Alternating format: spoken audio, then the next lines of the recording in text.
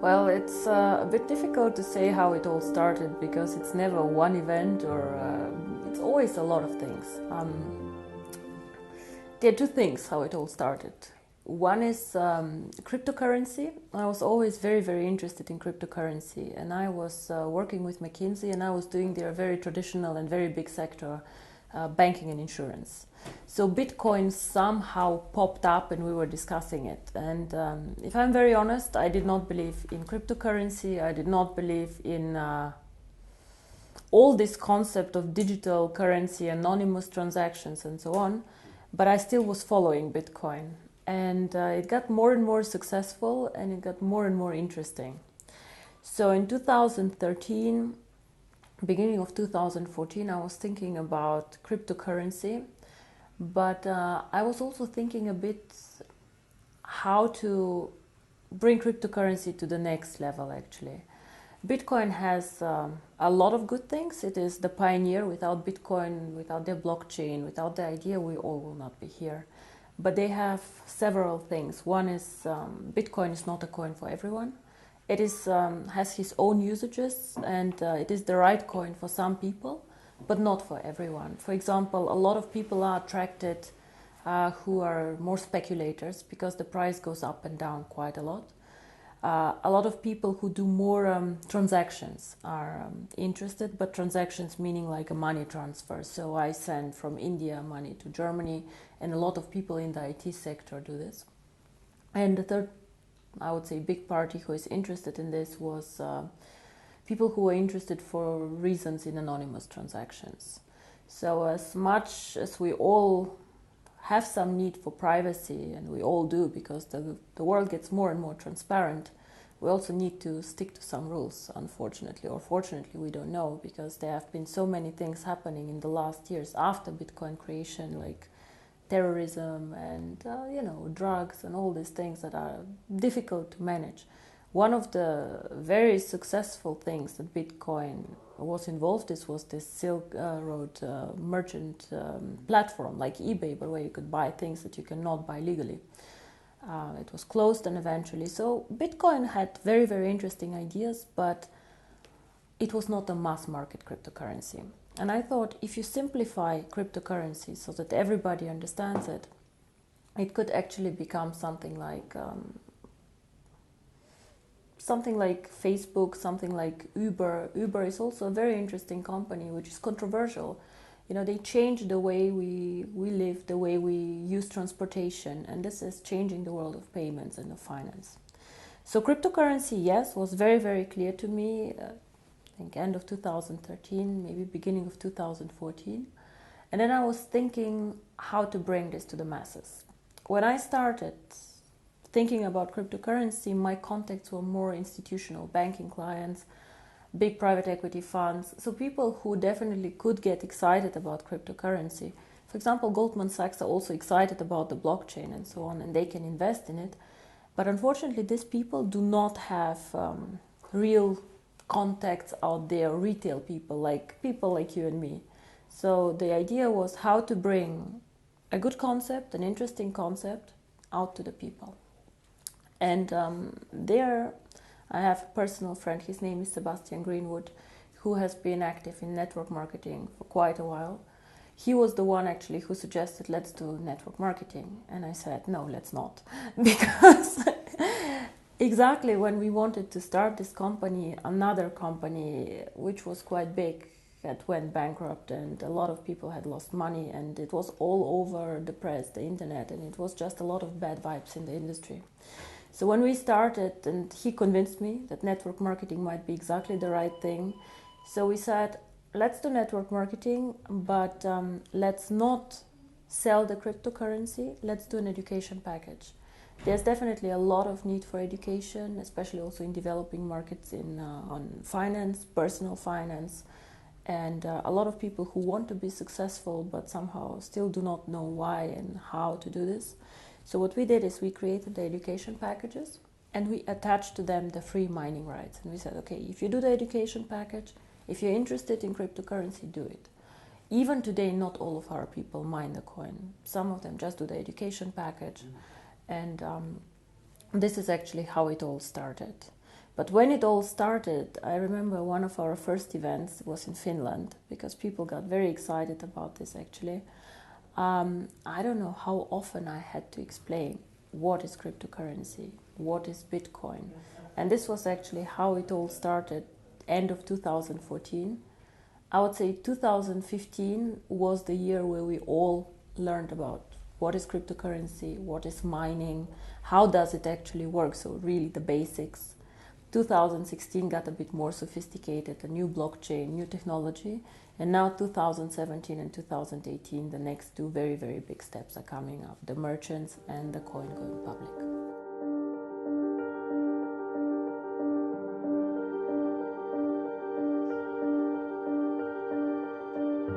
If you go to websites like CoinMarket or whatever, you will see that there are a lot of cryptocurrency out there. Nobody can say how many actually. It can be 400 or 500, we just don't know.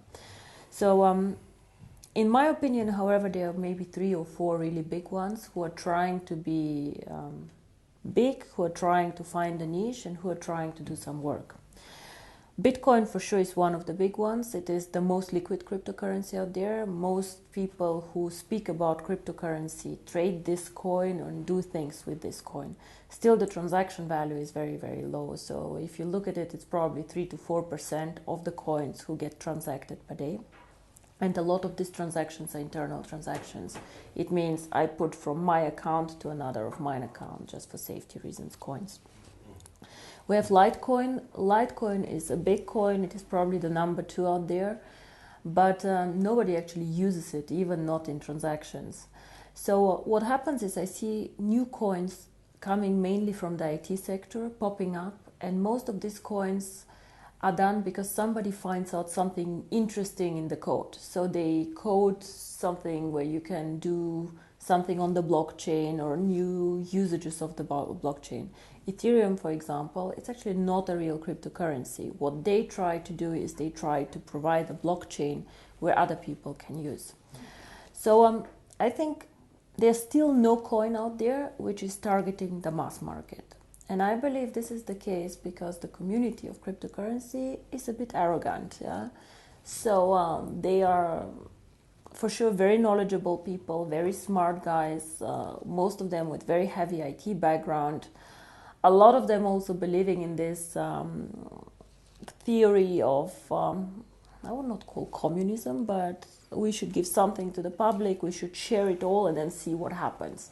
Nothing bad with this, but if you put something out there and give it for absolutely free to the people, you have no money to invest in infrastructure, you have no money to invest in a brand, and you somehow have to trust it that it will move in the right direction. So for sure they cannot invest in events like we do, they cannot invest in education, they cannot invest in a strategy. So I think what is unique about Onecoin.1 is we target the mass market. So we try to make the cryptocurrency as simple as we can, we try to link it to education, and we try just to be accessible for everyone. Make the mining very simple, make the usage very simple. The second thing that I believe we are unique is that we are very global. So we always try to create a currency that is present on all continents. It is not an easy task because sometimes it is much easier to be on one continent. For example, Europe, where people are very sophisticated, where they understand this, or China, where people also like a lot of digital currencies.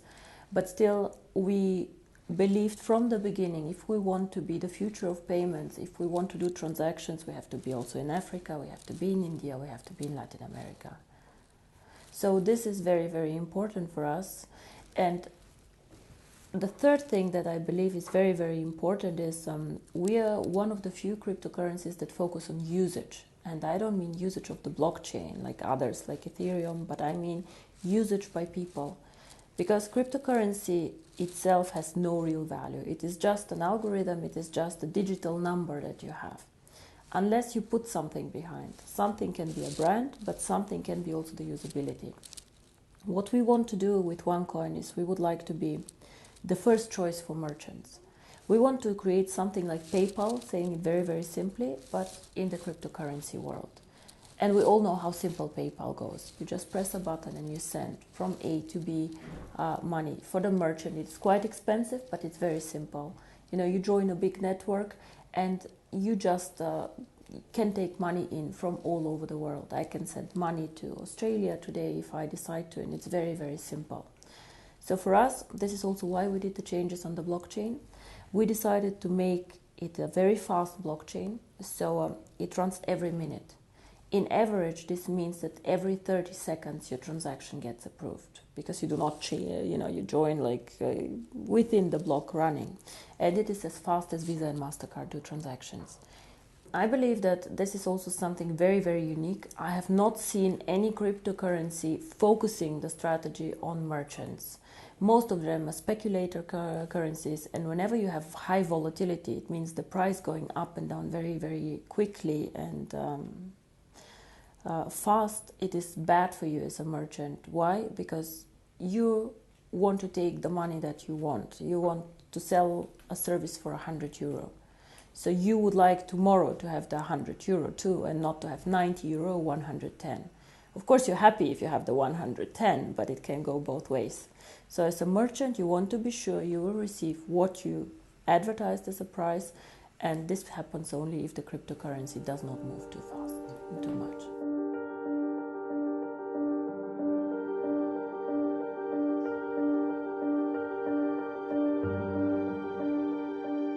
I believe that the network should do nothing else than communicating this, because I'm just making money, I'm just making commission. It can never be just the reason why somebody should join a network. Then you can sell soap, you can sell whatever is out there, I don't know, beds and things like this. I think understanding cryptocurrency is actually the key, and this is something that I wish for on the events to happen more. I have been, unfortunately, to some events myself where I was listening for an hour and I had no idea what this company does. So the unique thing about us is education, and then if somebody wishes, the cryptocurrency. Of course, cryptocurrency can change the world, and I believe it will. The question is, will it be tomorrow? Will it be in a year, or in 2 years, or in 3? It is unstoppable. It already started. The interesting thing about cryptocurrency is it is so global that it is very difficult even to stop it. So much better than trying to stop cryptocurrency, in my opinion, is to regulate cryptocurrency. Just to regulate cryptocurrency as part of the financial landscape. We are not banks, for sure not, but to make some rules for people out there, because today everybody can go and create a cryptocurrency and start collecting money. This is not the way it should be. So what we, for example, do is we already started doing KYC procedures, things that you normally do for opening a bank account. Or if you're a merchant and you want to join us, you still have to provide us with some documents so we know what do you sell, what is happening, why is money being transferred. We don't have to, but we do this. So this is one thing with the merchants. It's a lot of freedom of business.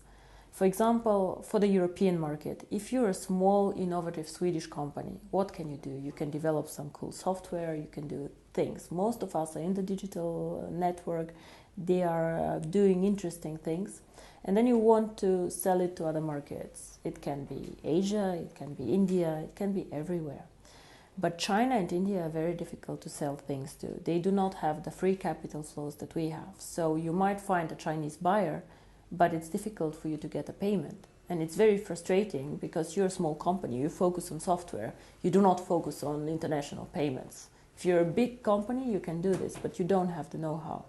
Now here, cryptocurrency can help you, because Onecoin is very strong in China and is very strong, for example, in Europe. So what you can do is you can put your software in our shop that is starting now in next year. You can put up the price, whatever the price is that you would like, and then a transaction between a Chinese buyer and a European buyer can happen like this. Within 1 minute, the transfer is done. So this is something very exciting. For me, this is a bit more freedom of doing business. And the second thing, as you say, is the unbanked. Now, the unbanked, I don't know if you had a look what happened in India. India is a cash economy. So a lot of the poorer people who do not have a bank account for several reasons. Poor people normally do not trust banks. Poor people hoard the money for emergency. Within 4 days, they told them that they need to come and just give the cash that they have only up into a limit, and they needed to exchange it, and the other cash was just void. Now this is a disaster, and this disaster will not hit the rich people. It will hit like very, very small people who have their savings. Cryptocurrency can make a change. Now, you ask me, if a person is so poor he doesn't have a bank account, how will he deal with cryptocurrency? A lot of people have access to phones, so if you manage to link cryptocurrency to a phone, and of course it's already linked to the internet, you can give these people so many more options how to bank with us. So a cryptocurrency provides just another corridor how they can make money movements and how can they join the financial system. But we have to be very, very clear on this. This is probably the most complex part of what we're doing. The merchants, I believe, is quite simple to put together. Then you have to grow the merchant network. You have to be attractive, low-cost opportunity, fast, reliable, fine. But the remittances, you always need a point where cash gets collected. And this is the second part of the strategy, which will come most probably only after we open the coin for everyone. You need to make sure that there are points where you can make the virtual currency real. So where cash can come in that people have, they can send somewhere, and then they can get the cash and go to the supermarket and spend it. Can work, for example, if you get several partners to join. It can be a phone company because you go and pay your phone bill, or you can just charge on your phone bill the cryptocurrency and back. It can be a big gas station chain, for example. It can even be a supermarket chain. Like if it's a big chain, they can take cash in for you, they can give cash out. For example, in Germany, a lot of supermarkets started giving cash out with your card. So the same can be done for cryptocurrency. You just need to find a lot of points and a lot of partners, again, a network, where they support the idea of cryptocurrency.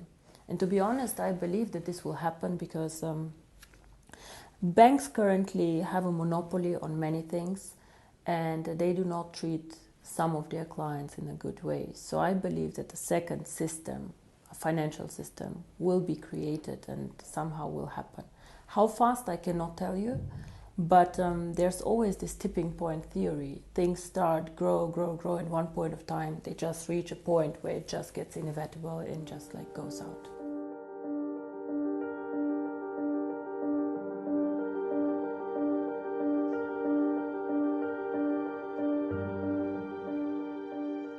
On the One Life network, some of their main concerns is this a Ponzi scheme? And when you have a digital product that you cannot touch, like an education package, of course people are more skeptical. So I respect everybody who has questions or who criticize or just wants to talk to us, but what I do not like is when people do not do their homework and do not check what is going on. Now, a Ponzi scheme, we all know what it is. A Ponzi scheme means that new money feeds old money. So we had this Bernie Madoff scandal somewhere, like the guy was taking investments from the public, promising huge returns and then paying out the returns, not because he was a smart investor, but because he had, taken new money in, and it's one point of time it stopped. When you join the One Life network, what happens? First of all, we have never made any return promises. Why? Because we are selling the education package. It's up to you if you mine the coin or not. What will happen to the cryptocurrency? We do not know. And this is a very, very clear statement. Cryptocurrency is one of the most risky asset classes out there. Nobody knows what will happen. It can go through the roof, but it also can not go through the roof. So both is possible. But what is important when you speak about a Ponzi scheme is, first of all, we give people the opportunity to make money without paying for a position. Every week I have between 300 and 500 people in the network, sometimes even more, who have a non-paid position, a rookie position, and who make commission on them. These people also can earn tokens to go and join the mining. So of course, it's not a Ponzi scheme if I let you work for free and let you make money making for free. I'm paying you, you don't pay me, point one. And the second point, which is very important, as I said, is fresh money feeding old money. Now, why and how am I obliged as a One Life network to pay you? I'm obliged to pay you only a commission when you earn it. And you earn the commission only by making a sale. So only if you go and you sell a package, I am obliged to pay you. So I do not need to get somebody in my network to meet my obligation. If you all stop selling tomorrow, I don't have any obligations anymore to anyone on paying commission, because there's no sales event coming up.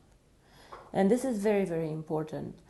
Whoever is interested, but unfortunately a lot of our critics are not interested in this, can check out also the legal opinions that we have. We have a Swedish legal opinion, we have an English legal opinion, we have a German legal opinion, Italian I think also.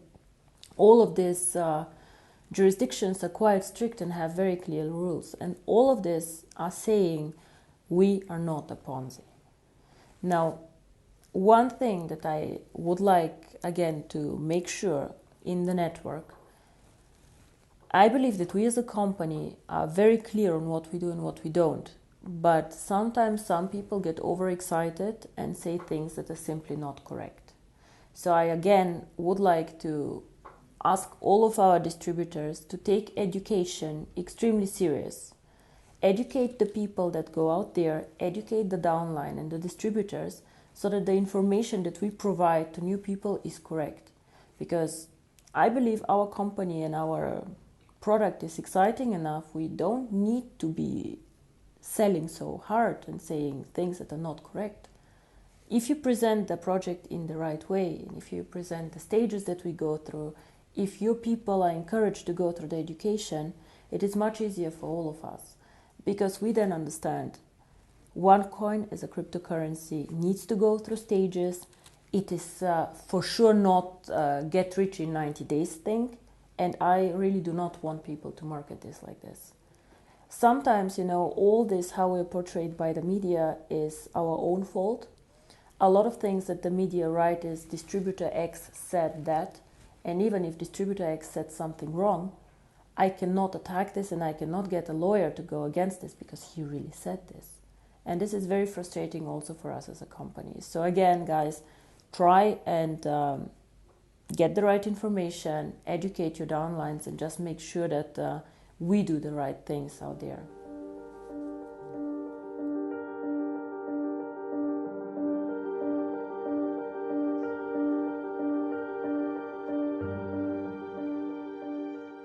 So we had 2 very exciting years. We were growing very fast. We were doing very, very good things. We did some adjustments too as a company on the blockchain, things that we just did not know before when we started. For example, the blockchain and the merchants. Now, the best, I think, is yet to come, and the most exciting part is coming now, because now we have to move from just mining the coin into usability of the coin. And the first thing how you can use the coin is moving on with the merchants. 2017, January, February, we launched our own merchant platform. So what does this mean? As a merchant, you can join the platform for free, and you can sell your services or your products, whatever you have. You can sell it in this platform. You have access to over 12 million people there, because we have about 3 million paid accounts and about 9 million free accounts in the system. So this is a lot of people. And the good thing about these people is the paid accounts, these are people who have for sure money and who are interested in buying things online. So you can join as a merchant for free. And for example, I don't know, if you have a flower shop, you can say, okay, this is a voucher for my flower shop. It is worth €100. You can come any day and join me. Groupon, for example, does things like this. However, they force the merchant to do a 50% discount on whatever they sell so that they are attractive.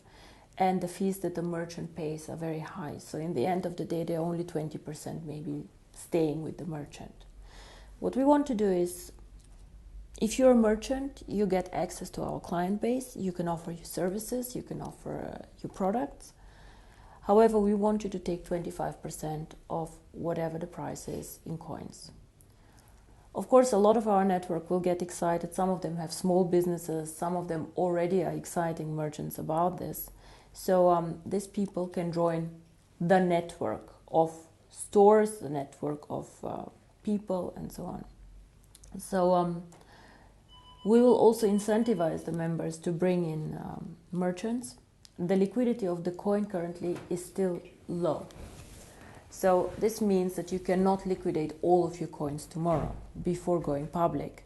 This is why we will give the merchants the option to take up to 75% of the price in cash. If you're a merchant, if you want 100% in coins, you can.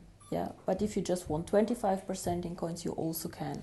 However, what we will do as a company, we will pay a BV value on the cash payments. Why do we do this? Because first of all, the more good merchants we get, the better for the coin value. And of course, we want this coin to be very, very successful and to get good merchants. We said, I think in Bangkok, we said 10 million users, 1 million merchants, and hopefully one day 25 euro for the coin value. But I do not want to have 1 million bad merchants. I want to have, even if it's just 100,000 merchants, but really good merchants where people get excited to use them. And I believe that in incentivizing our distributors who attract merchants for the network on the volume that the merchant makes is the right thing to do. Because it's so easy for me to sign up. I can sign up today 100 people, 100 merchants. If their products are too expensive, not attractive, bad quality, no point. So it's again, we trust each other as a network, we want the best for the network, and this is how we want to grow as a network. And of course, it's very nice for you as a merchant, you put the Onecoin sign on your door, I accept Onecoin. People maybe come and ask you, what is Onecoin? I want to know more about it. Then the merchant can go and say, okay, this is an education package. If you want, please have a look. And again, the network wins from this. So 2017, to get back to your question, for me is the year of the merchants, while 2018 is then the year where the coin has to go public.